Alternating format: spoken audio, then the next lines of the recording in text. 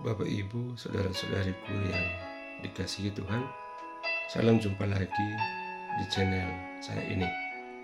Kita ingin merenungkan bacaan suci. Kita buka dengan tanda salib, tanda kemenangan Kristus. Dalam nama Bapa dan Putra dan Roh Kudus. Amin.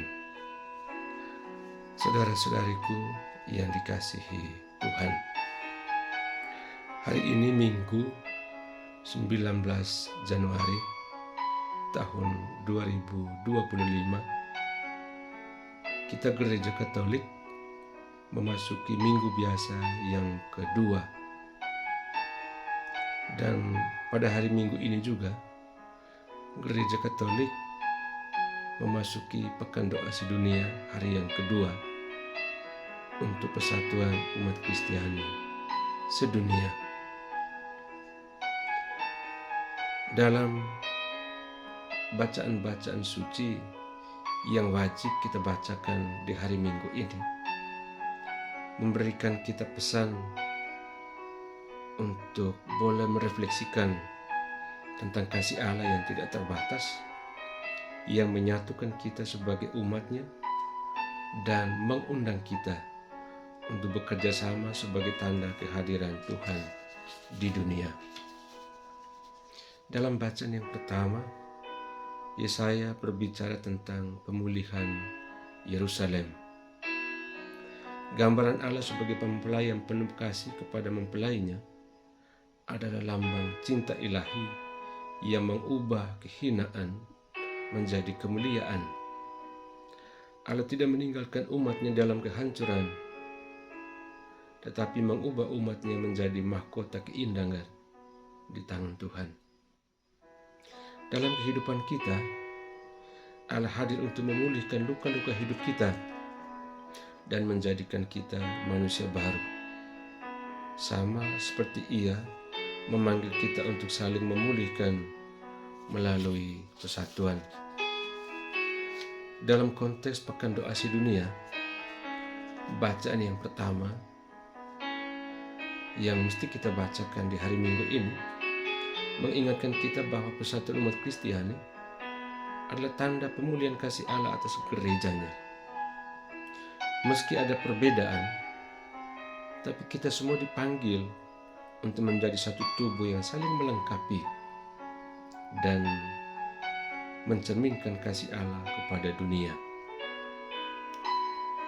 Lalu ketika kita menemukan lagi bacaan yang kedua sebagai bacaan wajib juga untuk kita di hari Minggu ini, Paulus mengingatkan kita bahwa Roh Kudus memberikan beragam karunia kepada setiap orang untuk kepentingan bersama. Karunia ini bukan untuk meninggikan diri, bukan untuk menyombongkan diri, tetapi untuk membangun tubuh Kristus. Kita sebagai umat Kristiani memiliki tanggung jawab untuk menggunakan karunia atau talenta atau bakat yang Tuhan berikan kepada kita untuk memupuk persatuan, bukan untuk perpecahan. Dalam dunia yang penuh dengan konflik dan perpecahan, kita semua dipanggil untuk menjadi saksi nyata dari Roh Kudus yang bekerja mempersatukan semua manusia melalui diri kita.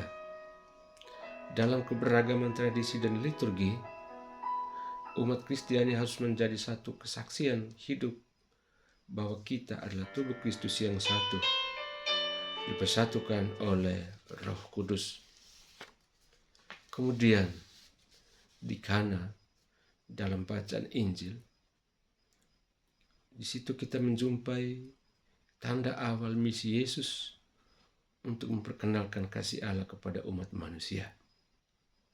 Di sini Yesus mengubah air menjadi anggur, melambangkan kelimpahan berkat dan kasih Allah. Tapi peristiwa ini juga menekankan peran Maria yang menunjukkan perhatian penuh kasih kepada kebutuhan orang lain, kebutuhan manusia. Maria menyampaikan kepada para pelayan, apa yang dikatakan kepadamu, buatlah itu.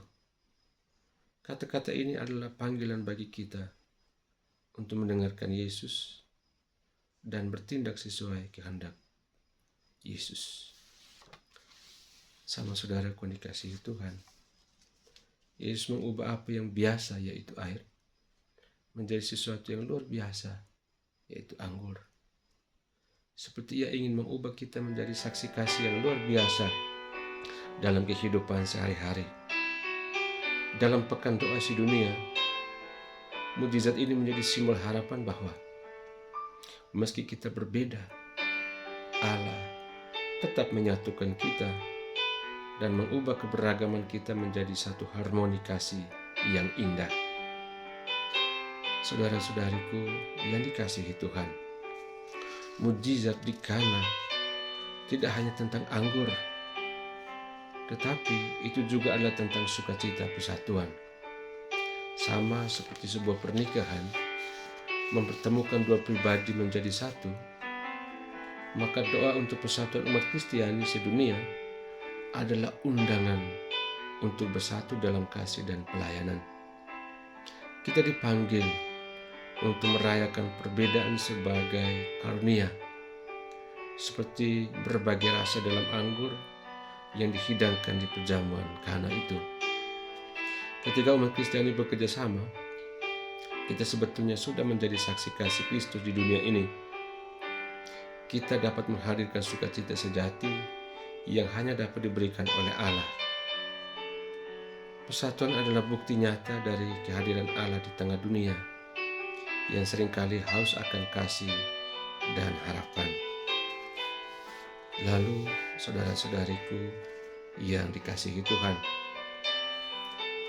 dengan bercermin pada bacaan-bacaan itu, maka marilah kita diajak yang pertama, kita mendoakan persatuan umat Kristiani agar kita semua dapat menjadi saksi kasih Kristus di dunia.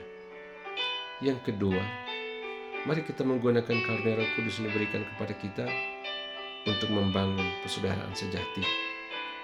Dan yang ketiga, mari kita mengizinkan Yesus mengubah hidup kita seperti Dia mengubah air menjadi anggur, agar kita sekalian dapat menjadi saluran berkat bagi orang lain.